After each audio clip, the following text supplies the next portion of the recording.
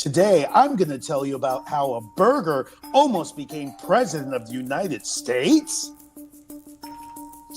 I'm going to tell you about an ad campaign from the 50s that was started by a supersonic woman.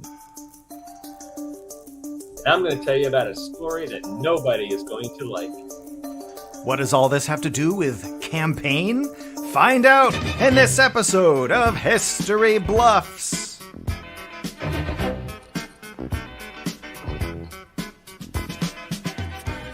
Welcome to another exciting episode of History Bluffs. It's where truth is stranger than fiction.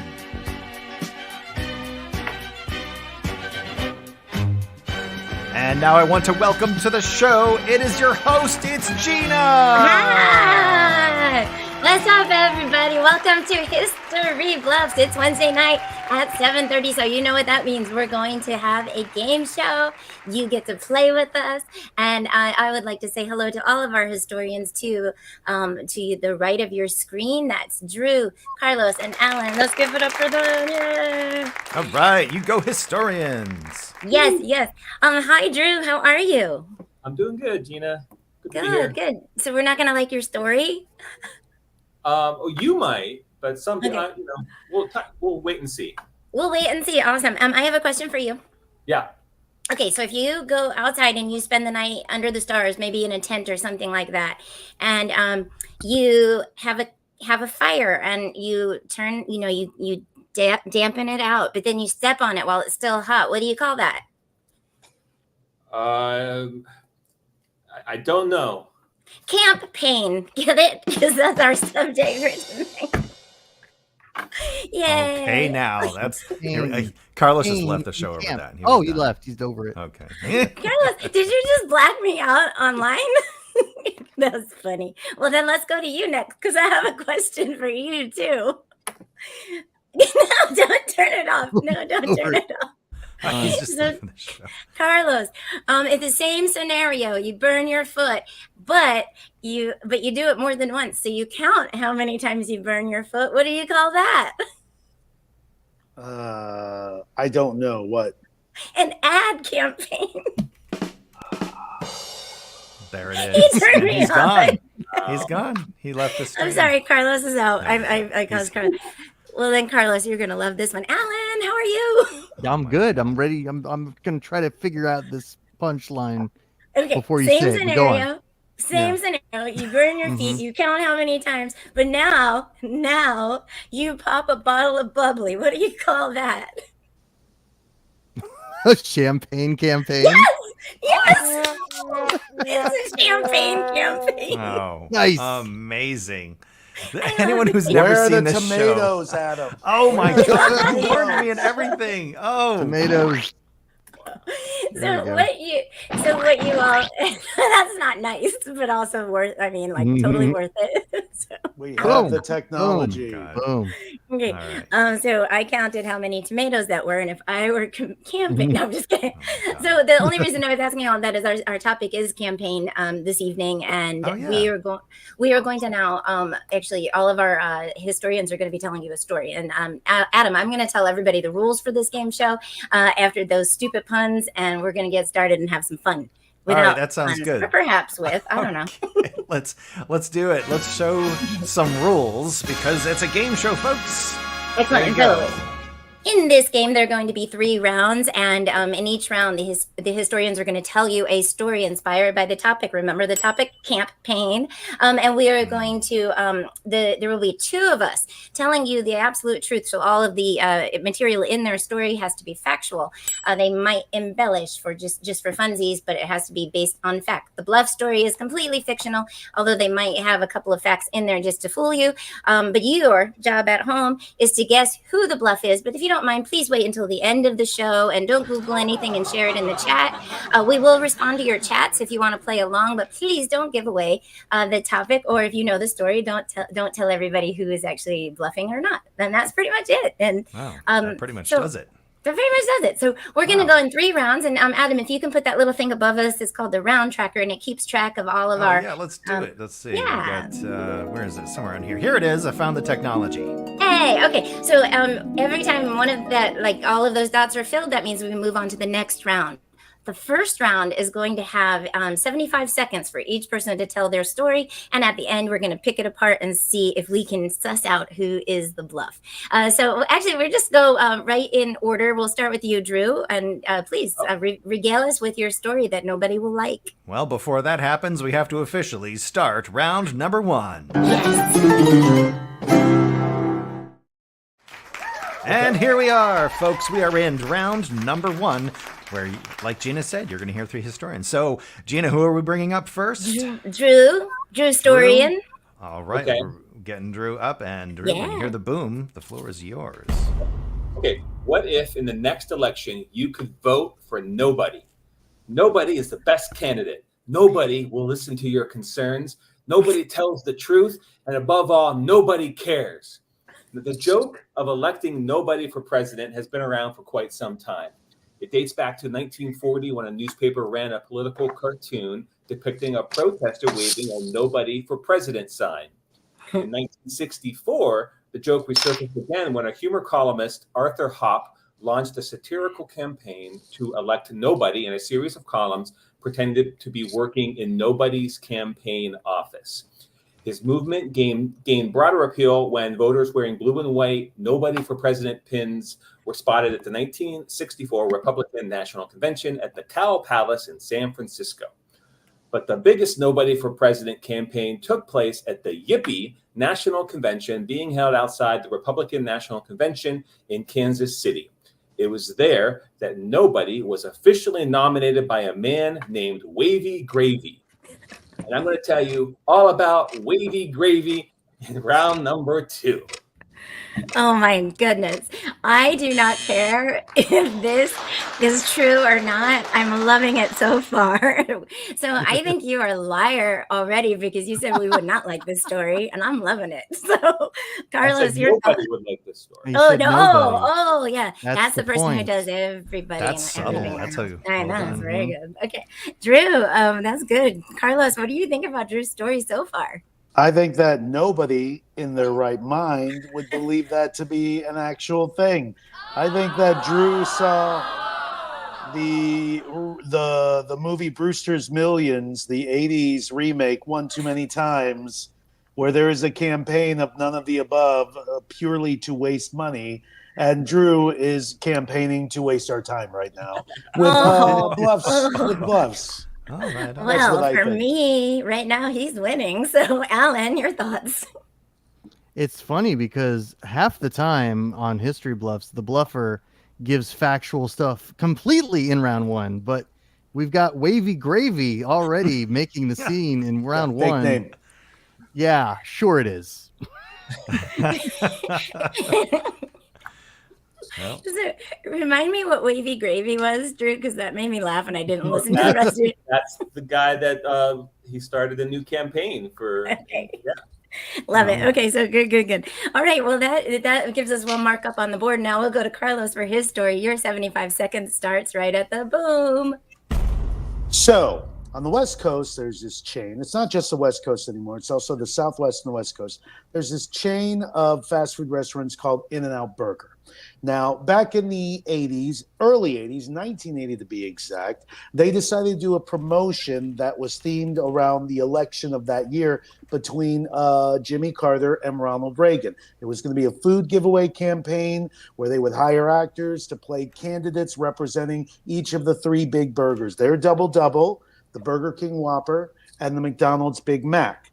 Now, to know In-N-Out Burger, you got to go a little bit of the history.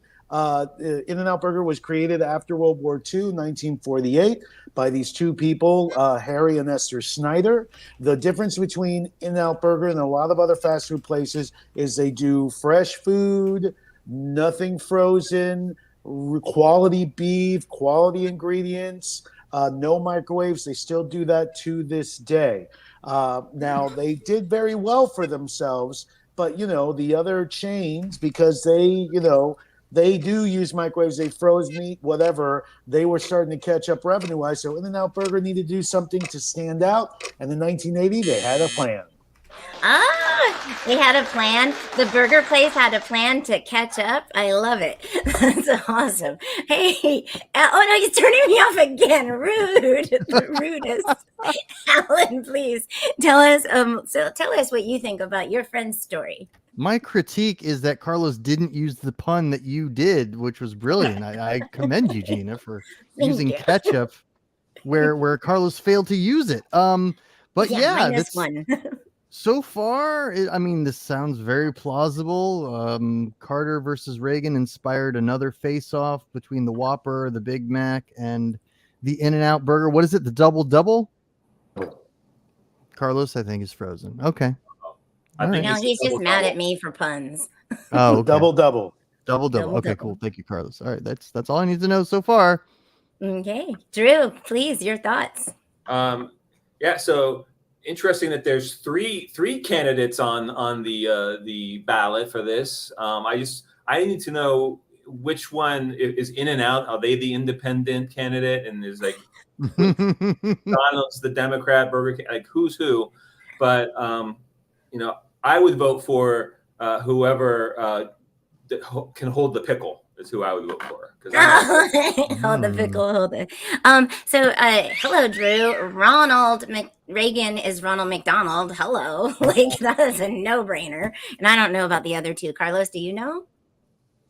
Well, I mean, back before everyone really hated everyone, the two parties were kind of the same as far as like what the general everyday person recognized. It was like, so they actually, I mean, I'll get into it later, but they actually hired like two older out of it actors that seemed all, stick up their butt and like they were quantity over quality. And for In-N-Out Burger, they picked a younger dude, like in his 30s, very hip, very young, and spouting freshness. And he was like the independent third party guy. Okay, that's funny. I wonder if the actor who played Ronald Reagan was Ronald Reagan. Okay, so we're gonna move on to the next. We're gonna move on to the next round, or actually this round, last player, and that's gonna be Alan. Alan, please tell us your story at the boom. All right. In 1952, a popular presidential campaign ad was launched 2 weeks before the election. An animated sequence with a musical number chanting, "I like Ike," was remembered by those with any recollection of the 1950s. It also began a presidency that defined the decade as well. Did you know that the ad campaign was created by Roy Disney and Jacqueline Cochran? Now, you may know Roy as the brother of Walt Disney, but Jacqueline Cochran would become one of the first female pilots to break the sound barrier, flying a jet just 6 months after the election. Now, who is this woman? Well, Cochran was born in Pensacola, Florida. Cochran was a friend of Amelia Earhart. In September 1939, Cochran wrote to Eleanor Roosevelt to introduce the proposal of starting a women's flying division in the Army Air Forces. Before the United States joined World War II, Cochran was part of Wings for Britain, an organization that ferried American-built aircraft to Britain, becoming the first woman to fly a bomber across the Atlantic Ocean. Oh, she flew a bomber. I'm curious if she wore a bomber jacket. That's awesome. Drew, please, I would like to know your thoughts on that story. Your head just exploded. Because we said bomb or because no, there was just a lot of information in that in Alan's 75 seconds. It was just like I tried to take notes. I got like Ike, I like Ike ad campaign 2 weeks like it ran 2 weeks before the election. That seems to be that. I mean, I don't care if it worked or not. That seems to be cutting it close. So, well, back then it took a long time to animate, I think. Right. Nowadays, I mean, maybe back then they didn't have like early voting because like 2 weeks before, like a lot of ballots were already turned in. So, but yeah, Jacqueline Cochran. I've never heard of her, but I've heard of obviously Roy Disney. And I've heard of Amelia Earhart. So, 2 women pilots? What? Yeah. Is it possible? I want to know more. He could be doing that thing that he accused you of doing, So, Carlos, well, yeah, Drew, what do you think, man? Well, Cochrane is a right pretty name. And it also happens to be the name of Zephram Cochrane, the person who made Warp a reality in the future in the Star Trek universe. Excuse me. I'm going to get a lot of hate mail now. So I feel like Alan, with his toy that he's showing us right now, is tapping into his pop culture knowledge and has pulled the name out Cochrane, pulled the life of a historical figure, Amelia Earhart, threw in Ike, which also I agree with Drew, very short turnaround time, and is making us a fun little fairy tale with a real Roy Disney. Ooh, and for those of you who are only listening to this podcast and are not watching us on YouTube, Alan also has props next to his desk that conveniently go with his story. And then his little prop, is it a spaceship? It's the Enterprise. It's the Enterprise. It's a clear Carlos. Enterprise. But it goes across the screen. It looks like it was made just for Zoom meetings. It's amazing. It's great. It's great. So watch the YouTube episode on this one, people, if you would like to. We're under History Bluffers. Anyway, so that means that we're at the end of round one, which, Adam, that means we're going to go into round two, if you don't mind getting us there, and we'll start. Let's do it. Let's go to round number 2. And here we are, where the rounds are roundier and round one's in the past. Don't forget, anyone who's watching live on the internet, you can put comments in interactively during the show to give us your 2 cents, and we can discuss things with you and put that on the screen. So yes, and if you really like us, give us more than 2 cents. Okay, so now we'll take it. We'll take whatever. Okay, so now we're going to go, like you said, the rounds are roundier, which means that they're only going to be 60 seconds. And so what we'll do right now is we're going to start with Carlos. And then, because actually, Adam, should I go in the same order? I think same order is the way we've been going. We used to do that. We used to switch it up. Okay, but then I think the same order is less loosey. Okay, That's so Drew, right. if you don't mind, please continue your story about nobody. Okay, so Wavy Gravy, as you may have guessed, is not his real name. His real name is Hugh Nanton Romney Jr. He is an activist and entertainer known for his hippie persona and countercultural beliefs. When he was younger, he studied theater at Boston University and then found his way to New York, where he began reading poetry at the famous Gaslight Cafe in Greenwich Village. There, he befriended Bob Dylan, and they became roommates. He also became friends with Lenny Bruce, who became his manager and brought him to California. He then founded or co-founded several organizations, including the activist commune called the Hog Farm. He also started Camp Win a Rainbow and founded the First Church of Fun, First and Fun spelled with a PH, not an F. The church was a secret society of comics and clowns that supported the end of the Vietnam War.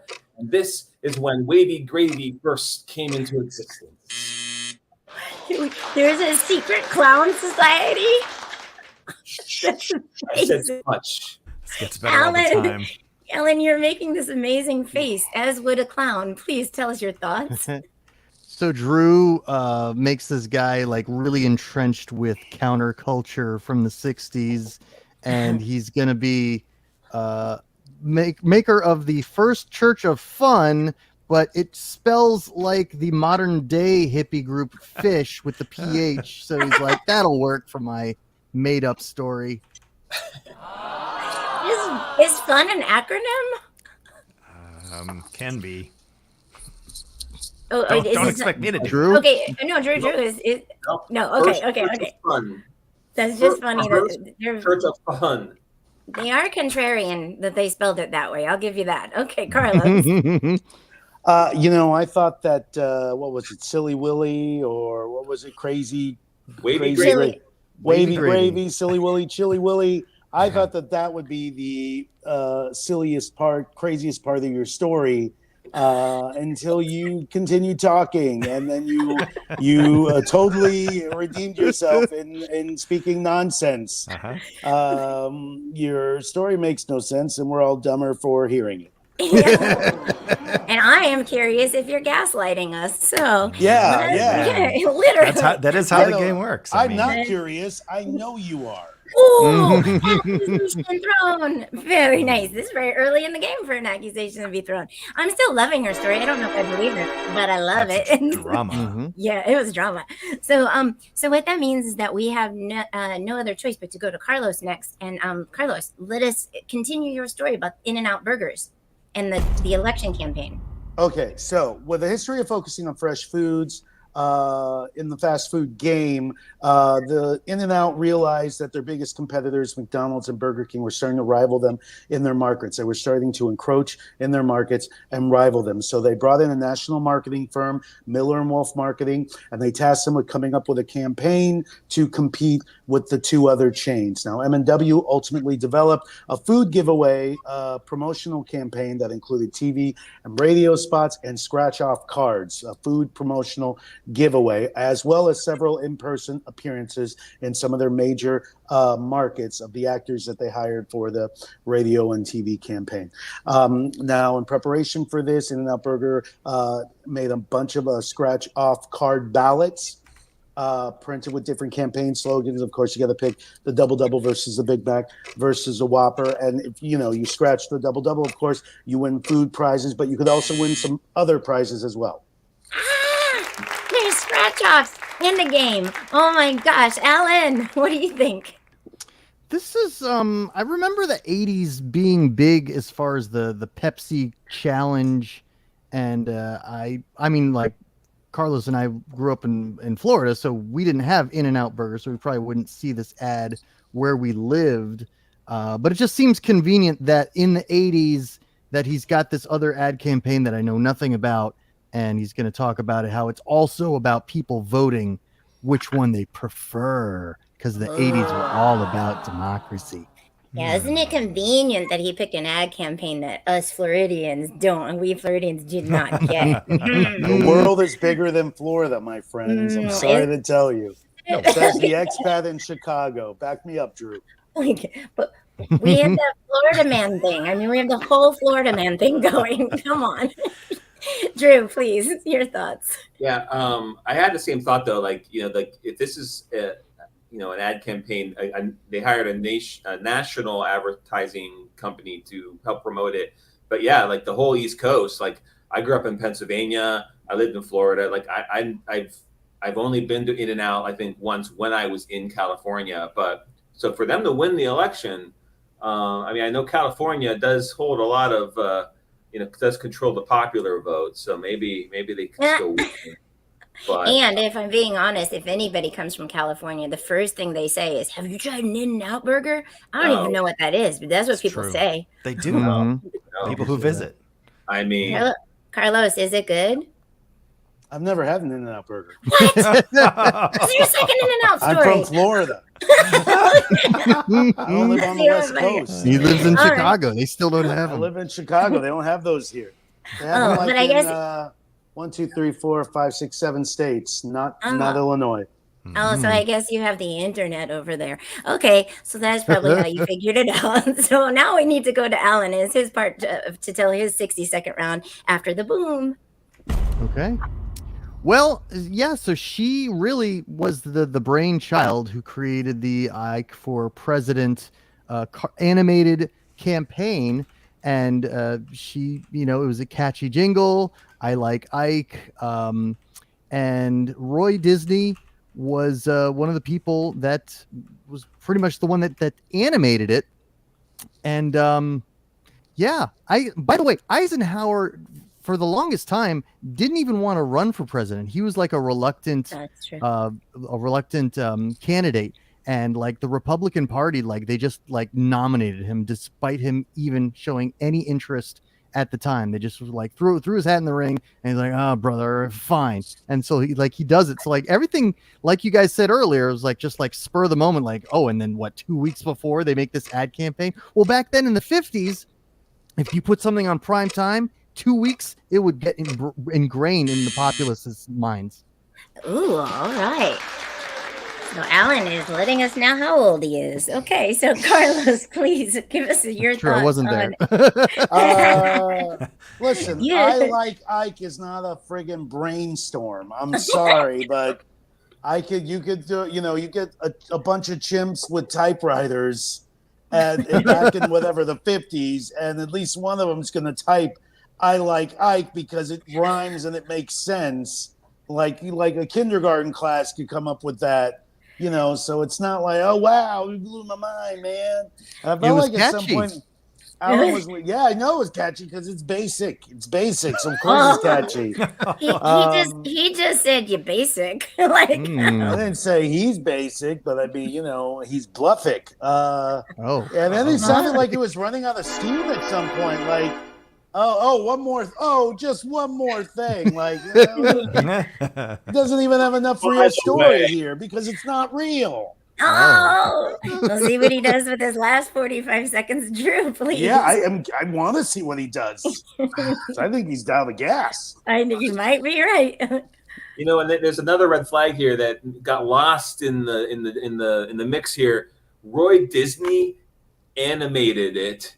Like, is that like some sort of like sibling rivalry where he was like, I gotta get out of my brother's shadow and I'm gonna do some animations and this is my big shot to do something. And so good old Roy, like I know he was like a part of, I don't really know of him as being like the creative type that Walt was. I've always heard he was more of the business guy. Yeah, why wouldn't Walt scoop that up and say, no, I'll do that.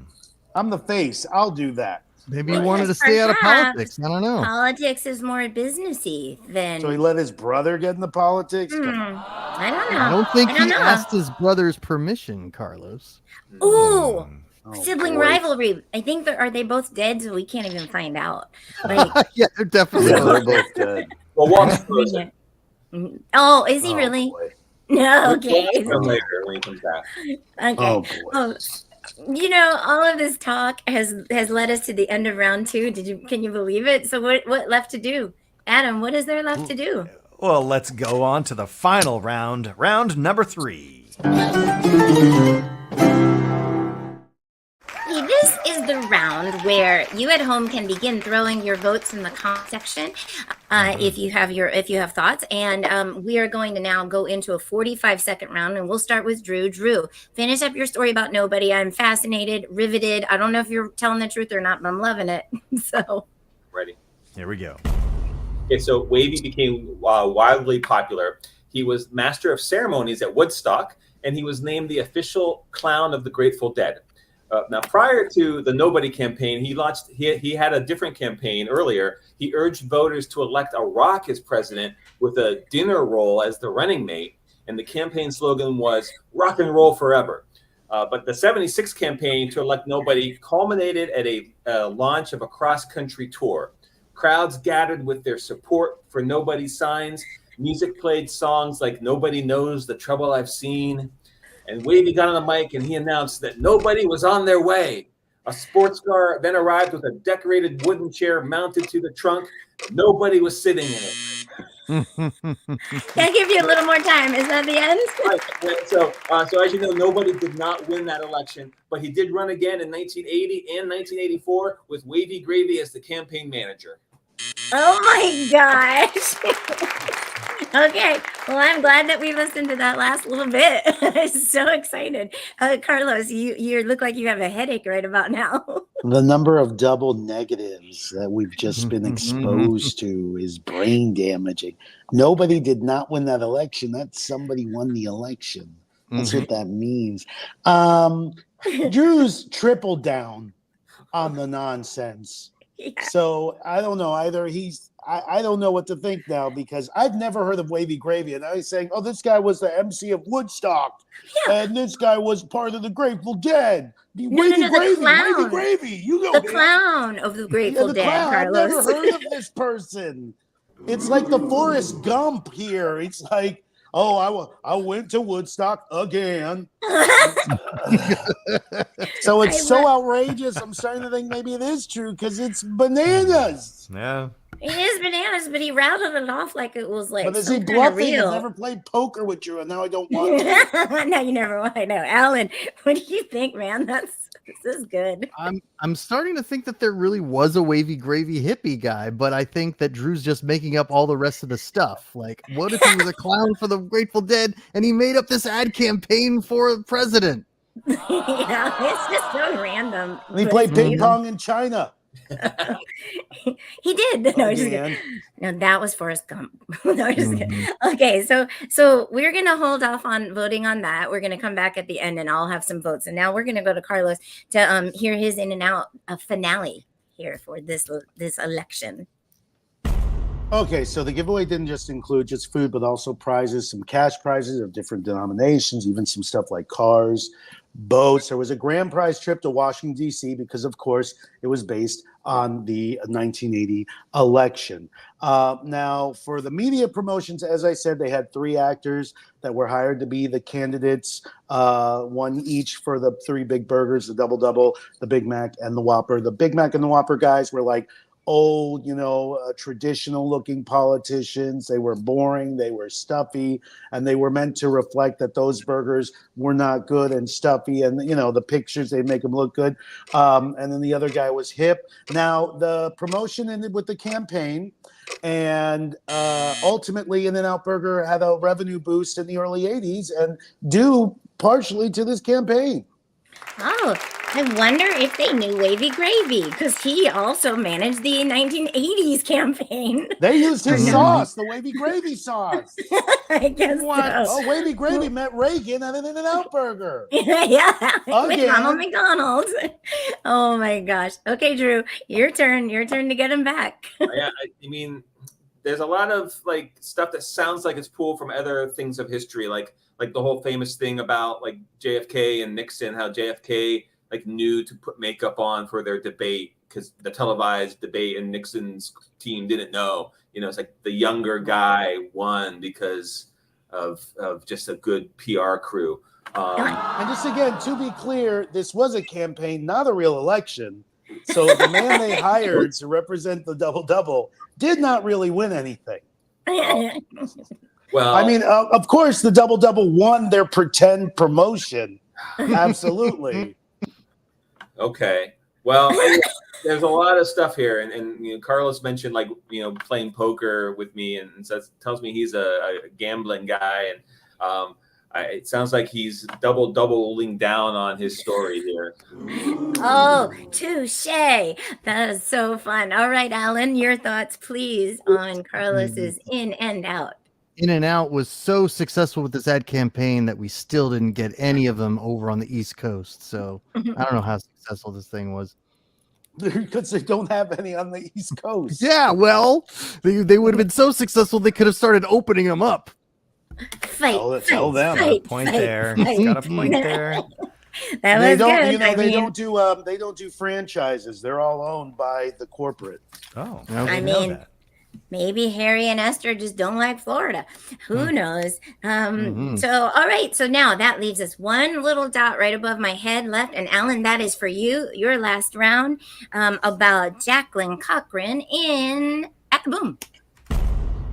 So it was on September 30th, 1952, that Jacqueline Cochran, who was a pilot, a cosmetic business executive, and one of Eisenhower's campaign aides, wrote Roy Disney, co-founder of Walt Disney Company, about a proposed advertisement which she had discussed with Jock Whitney, and she speculated that it could be the greatest piece of propaganda in this whole campaign. 2 days later, she wrote artist George L. Carlson about the animated cartoon, which she called We Like Ike, calling it the most extraordinary 1-minute short. She told him that many people, including Paul G. Hoffman and Paul Helms, were impressed by the idea. Helms had donated $1,000, which was equivalent to $11,500 in 2023, for production of the advertisement. And because Disney was a union shop, its work rules prohibited any partisan political activity, so it was outsourced.